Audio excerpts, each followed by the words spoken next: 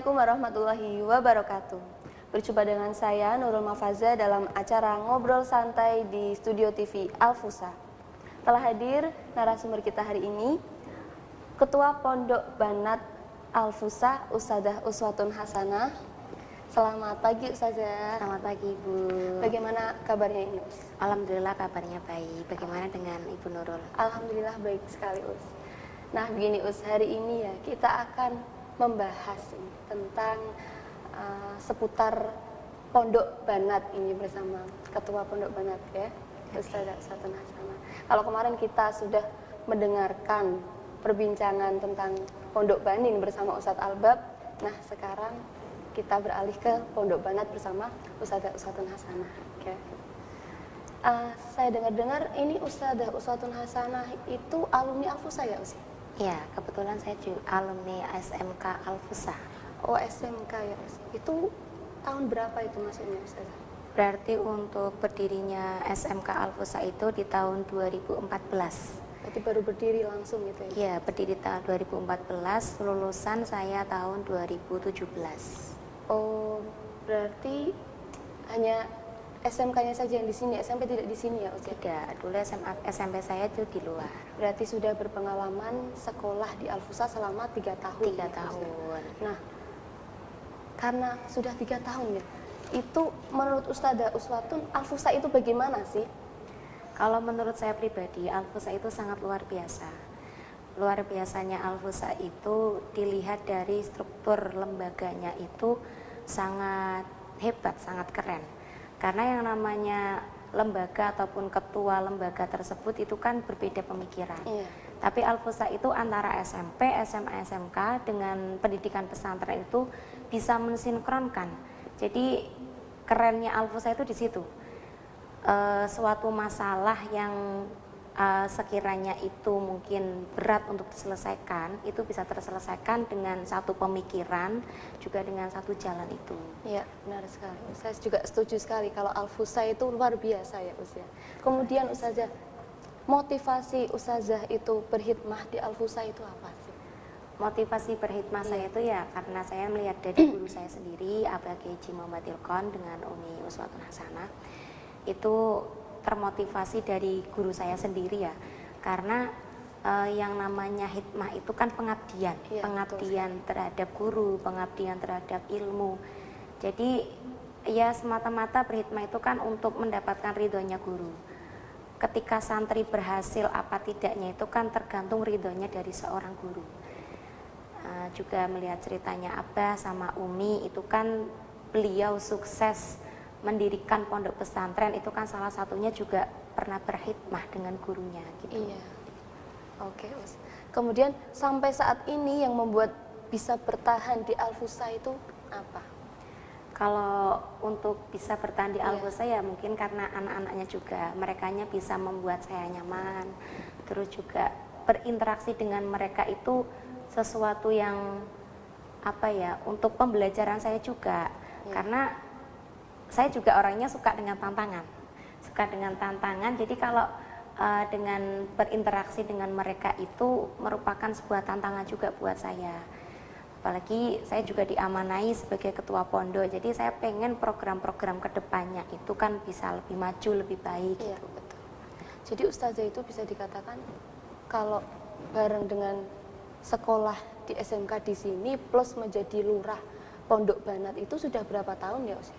Untuk di Al-Fusa sendiri saya sudah 7 tahun. 7 tahun itu 3 tahun sekolah, 4 tahun saya berkhidmah, dan untuk menjadi ketua pondok itu saya sudah sekitar 3 tahunan.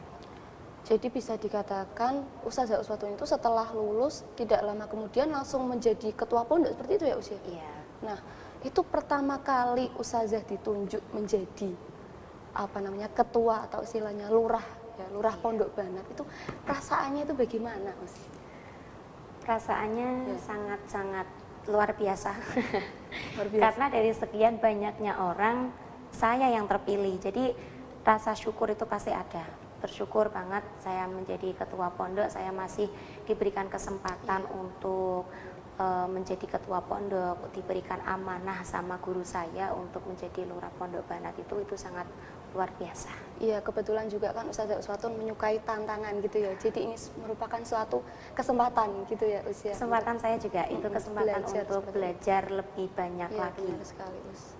Kemudian ya Usia, antara ketua pondok Banat sama Banin itu secara struktural tugasnya itu sama nggak sih atau ada perbedaan itu dari segi apa misalnya?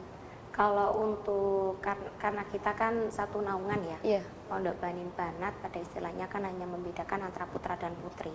Sebenarnya untuk aturan itu sama, untuk peraturan itu sama, tapi tetap lah yang namanya Pondok Banat sama Banin kan pasti beda. Iya. Anak-anaknya pun untuk aturan di dalam organisasinya pun juga berbeda.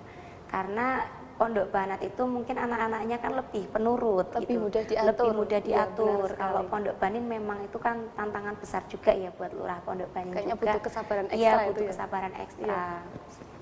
Banyak sekali apa ya, anak-anak itu sering mungkin berbuat ulah ataupun apa Iya. kan lebih banyak di pondok putra daripada pondok putri. Mungkin ada kelebihan dan kekurangannya dari masing-masing itu Pasti ya, Us, ada. Untuk pondok putri ya tetap ada kelebihan masing-masing. Iya. Pondok putra pun juga ada kelebihannya juga. Iya, benar sekali. Kemudian ini Ustazah, tantangan paling besar yang dihadapi Ustazah saat mengurus santriwati itu bagaimana? Tantangan paling besarnya?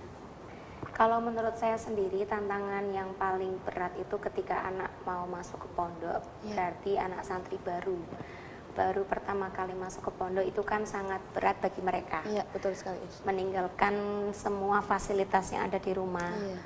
Yang tadinya di rumah itu mungkin dimanja ataupun tercukupi kehidupannya, tercukupi kebutuhannya, di pondok mereka harus belajar prihatin. Iya, benar. Itu tantangan bagi saya sama pengurus yang lainnya. Jadi bagaimanapun caranya saya sama pengurus yang lain itu supaya membuat mereka itu nyaman di Al-Fusha, juga mereka itu betah di Al-Fusha gitu.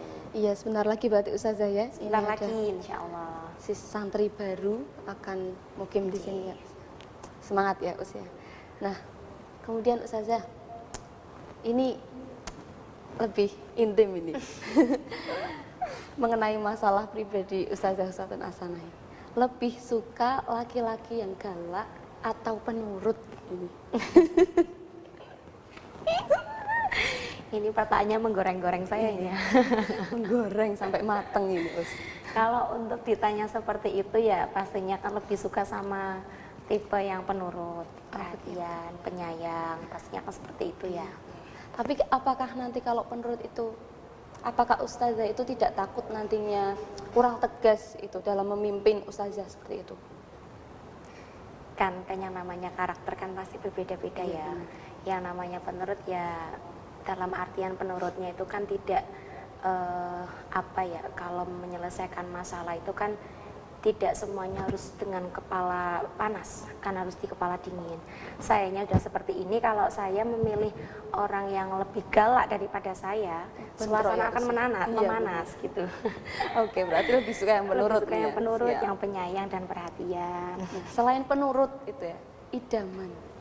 Laki-laki idamannya selain penurut itu apa aja sih karakternya yang disukai Ini ngobrolnya ngobrol santuy banget ya Bu ya. Santuy banget ini. Ya, Mbok Menowo kan ada yang diam-diam itu menyukai Ustazah seperti itu loh di sini. Jadi kan Idaman saya itu sudah tercatatkan di Lauhil Mahfudz Bu. siap. Iya benar Us.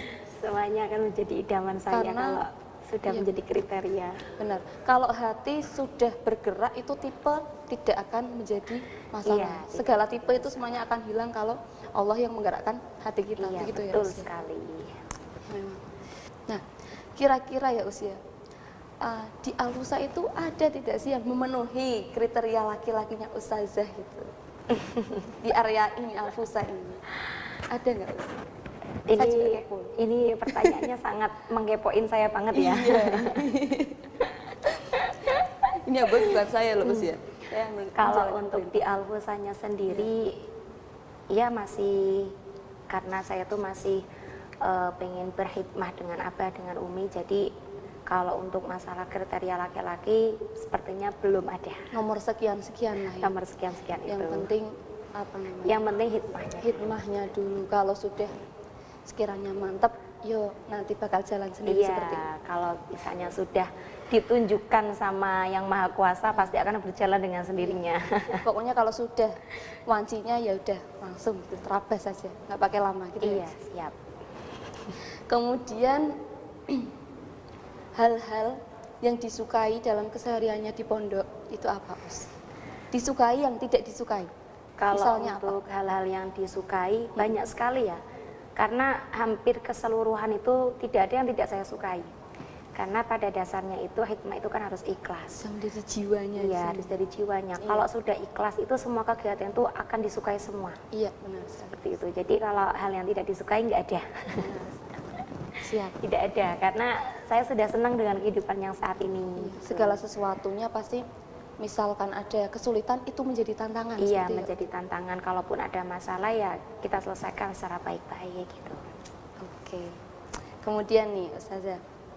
Nah, ini pertanyaan intim lagi nih Us ya. Siap ya? Semakin menggoreng-goreng ini. Iya, semakin masuk ke dalam. Semakin ini. memanas. Iya. Kalau disuruh memilih nih Us ya. Kalau misalnya diberi pilihan, itu Ustazah lebih milih suami calon maksudnya santri atau bukan? Kalau dari saya pribadi ya lebih suka ke santri. Karena kalau santri itu pemikirannya itu satu server gitu. Jadi enak kalau untuk menyelesaikan sebuah masalah itu enak. Sama-sama santri. Sama-sama tahu pemikirannya, satu pemikiran gitu. Ya, mantap. Yang santri monggo. Ya. Kemudian punya rencana mau ke pelaminan kapan ini, Us? Untuk rencana masih direncanakan sama Allah. Oh, Jadi belum bisa apa ya, belum bisa menjawab tahu pasti Iya, kapannya. kita kan bagikan wayang saja ya Us yang Iya, digerakkan betul. oleh Yang Maha Kuasa ya. Ya mudah-mudahan secepatnya. Untuk yang kepo ya, nggak usah kepo-kepo, ini sudah terjawab. Sudah terjawab. Iya. Kemudian lagi nih Us, lebih enak berkoordinasi dengan lurah Banin lama atau lurah Banin baru? Kalau untuk ketua pondok putra atau putra yang lama atau baru itu sebenarnya sama sih. Mereka kan sama-sama ditanggung jawabi menjadi ketua. Karena lurah pondok baru ini tuh kan masih baru, jadi belum tahu apa ya, cara pemikirannya itu kan belum tahu. Kalau untuk lurah pondok lama kan sudah pernah satu pemikiran, jadi kan lebih enak. Ini juga kita masih adaptasi juga dengan lurah pondok putranya juga. Begitu, berarti lebih banyak. Sama-sama enak sebenarnya kalau untuk masalah komunikasi dan pemecahan masalah itu, karena ya satu pemikiran, sama-sama santri jadi sama-sama satu pemikiran gitu. Sama-sama visi misinya memajukan visi misinya sama. Kemudian Ustazah, pernah jengkel nggak sih? Pernah jengkel nggak selama Ustazah itu menjadi ketua pondok Banat itu, pernah merasa titik jengkelnya itu seperti apa misalnya? Pernah nggak? Kalau titik jengkel itu ya pasti ada ya, pasti pernah. Pasti. Semua orang pun akan mengalami titik jenuh juga. Tapi kan untuk titik jenuh atau kejengkelan tersebut kan tidak harus kita ungkapkan, tidak harus kita perbesarkan masalah itu. Cuma kan sesaat saja, ya pasti ada. Iya benar, nggak berlama-lama lah. Iya, nggak akan berlama-lama. Karena jengkel itu kan datangnya dari setan, jadi nggak boleh berlama-lama jengkel ya. Betul sekali. Kemudian berarti kan pernah ya Ustazah itu kan berada di titik terendah, maksudnya pernah nggak sih maksudnya Ustazah itu di titik terendah sampai udah putus asa, udah mau menyerah gitu jadi lurah pondok Banat gitu? Pernah nggak Us? Kalau di titik rendah seperti itu ya mungkin pernah, cuma kan tidak saya larut-larutkan. Iya, benar. Bagaimanapun caranya kan saya juga harus bisa menghibur diri saya sendiri. Walaupun yang saya hadapi itu mungkin tarafnya itu anak-anak, mungkin kan ada titik jenuh juga dengan anak-anak. Kadang dengan wali santrinya juga yang begitu ngeyelnya. Tapi kan tidak saya besar-besarkan masalah yang seperti itu. Jadi saya anggap aja semua itu ya tantangan buat saya, karena kembalinya lagi saya suka dengan tantangan. Iya, benar. Luar biasa sekali ya Ustazah ya. Kesabarannya ini kalau dihitung ususnya udah sampai Jakarta gitu. Tapi memang benar ya Ustazah, maksudnya walaupun kita jengkel tapi kita ingat kembali loh perjuangan Iya, kita. seperti ya. itu. Saya berjuang sudah dari 7 tahun yang lalu. Harus Mau ada. saya putuskan di tengah-tengah itu kan perlu dipikir-pikir Iya, juga. benar. Apalagi saya sudah ke tingkat tarafnya kan sudah menjadi ketua, sudah dikasih amanah sama Abah, sama Benar Umi. sekali. Otomatis kan saya harus bisa membuat program, membuat Al-Fusa itu lebih maju, bukan dengan keegoisan saya sendiri, itu kan enggak. Iya. Jadi apa ini yang membuat Ustazah itu bertahan atau masih tetap semangat memimpin ya istilahnya menjadi ketua pondok Banat itu? Yang semangat membuat saya semangat ya Abah sama Umi, terus juga orang tua saya itu kan ada dukungan juga dari orang tua, dukungan juga dari Abah sama Umi, terus juga melihat santri-santri yang di sini kan masih butuh bimbingan, masih butuh nasihat, masih butuh kenyamanan juga dengan kita juga. Jadi kita yang membuat kita betah di sini itu ya karena tadi itu Abah, Umi, santri-santrinya juga membuat kita nyaman. Iya, Masya Allah sekali. Kemudian pesan untuk calon santri agar betah di pondok ini kan mau santri santriwati baru kan mau berangkat ini Iya. ya. Nah ini pesannya itu kepada wali santri mungkin nanti yang nonton itu ya. Gimana agar para santri itu merasa betah di pondok? Sebenarnya kalau untuk pesan untuk wali santri yang akan datang itu tinggal dari wali santrinya sendiri saja itu ya, karena anak betah apa enggaknya itu kan tergantung orang tuanya juga. Iya benar. Tergantung dari orang tua. Jadi bagi para calon santri baru nanti yang mau datang mau masuk ke Al-Fusa, kalian juga harus bisa menerima keadaan, terus juga wali santrinya itu juga harus bisa pasrah. Kalau sudah mau menitipkan anak di pondok, itu orang tua itu harus niat, harus ada tekad, juga harus ada kesabaran yang ekstra, karena yang namanya anak mondok itu tidak mudah, butuh adaptasi. Anak-anak itu sampai 3-4 bulan itu masih ada saja permasalahan-permasalahan. Jadi orang tua itu harus sabar, harus bisa lebih mendukung anaknya untuk bisa masuk ke pesantren. Berarti kunci utamanya itu berada di wali Santrinya ya, sebenarnya. harus ikhlas melepas istilahnya ya. Harus ikhlas melepaskan anak di menitipkan. pondok. Iya benar sekali, karena saya pernah dengar ya usia kalau anaknya wali santrinya itu ikhlas melepas, itu anaknya juga tenang gitu loh. Iya, benar nggak? memang. Kalau untuk anak betah pandanya itu tergantung orang tuanya. Kalau orang tuanya itu tidak terlalu menuntut kepada si anak akan betah di sini. Tenang, nyaman. Iya, gitu tenang. Kadang kan ya macam-macam ya wali santri itu macam-macam. Mungkin karena terlalu perhatiannya juga dengan si anak. Seperti itu. Oke, ini yang terakhir nih Us. Sepatah kata untuk orang tua yang ada di rumah mungkin nonton ya. Kemudian kepada Abah dan Umi juga, kemudian untuk Al-Fusa kita sepatah kata saja. Berarti satu kata ya Us? Ya. Untuk orang tua saya pribadi, terima kasih sebesar-besarnya karena sudah mensupport saya sampai saat ini. Dan kepada Abah dan Umi, terima kasih atas bimbingannya, terima kasih sudah memberikan amanah yang sebesar ini kepada saya. Insya Allah untuk kedepannya Al-Fusa akan bisa lebih maju. Amin ya rabbal alamin. Nah, baik, terima kasih ya Ustazah Uswatun Hasanah sudah berkenan hadir di sini menjadi narasumber. Demikian acara ngobrol santai kita hari ini. Terima kasih kepada seluruh kerabat kerja yang telah bertugas. Matur nuwun, wassalamualaikum warahmatullahi wabarakatuh.